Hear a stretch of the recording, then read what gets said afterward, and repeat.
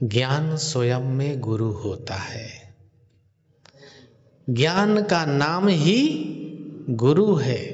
चाहे वो तुम्हें गुरु से मिले, पिता से मिले, पत्नी से मिले, पति से मिले, पुत्र से मिले, या किसी भी मित्र से मिले, कहीं से भी मिले, ज्ञान को ही गुरु कहते हैं। ज्ञान भी दो प्रकार का है।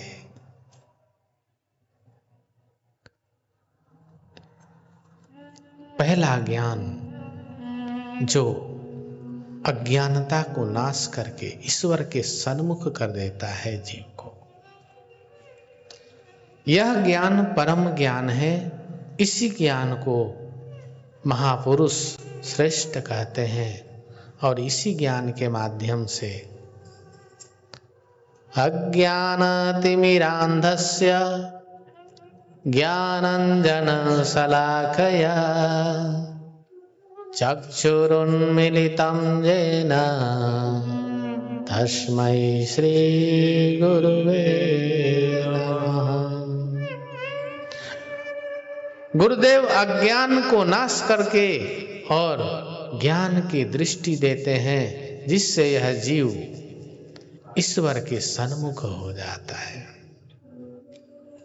और दूसरा ज्ञान क्या है? परीक्षित जी पूछते हैं, प्रभु दूसरा वाला कौन सा ज्ञान है? श्री सुखदेव जी कहते हैं कि यह ज्ञान संसार में सभी अपने बच्चों को दिया करते हैं। कौन सा ज्ञान आप लोग भी अपने बच्चे को देते हैं?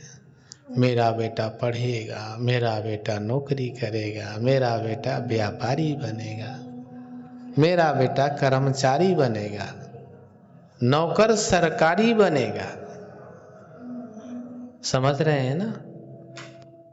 उद्देश्य ही आपका यही है और इसीलिए आप उसको पढ़ाते हैं, लिखाते हैं। उदर भरे का ज्ञान पढ़ावा, जिससे तुम्हारा पेट भर जाए, इतना ही ज्ञान है ये। इसके आगे उसको कोई जरूरत नहीं है।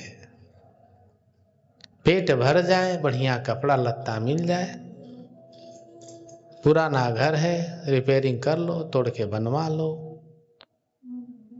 बिजनेस व्यापार कर लो,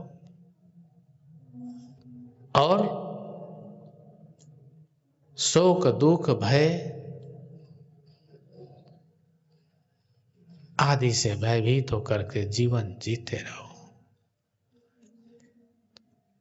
अगर ईश्वर तुम्हारे जीवन में आ गया तो सिर्फ समझौता के लिए।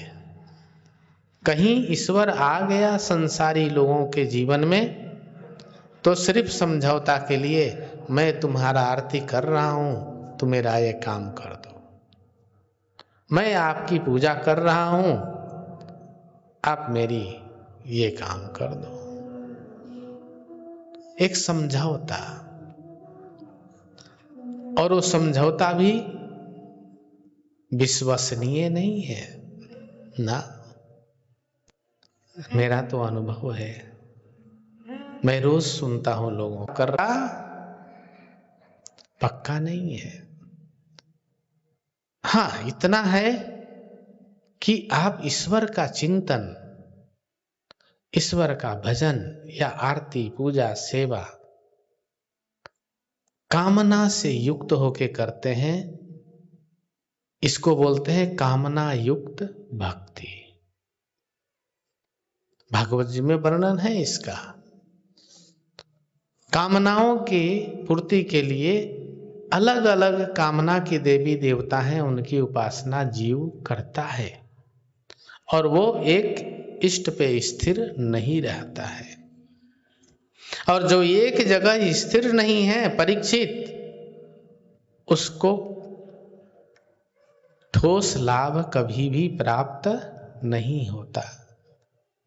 इसीलिए हमारे संतों ने कहा है, एक साधे सब सधे, सब साधे सब जाए।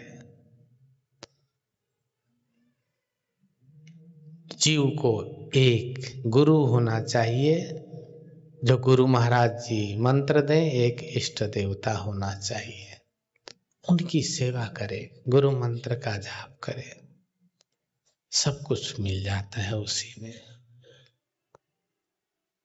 श्री सुखदेव जी महाराज कहते हैं, परीक्षित, ज्ञान कहीं से भी प्राप्त हो, ज्ञान ही होता है, और ज्ञान ही गुरु का स्वरूप होता है।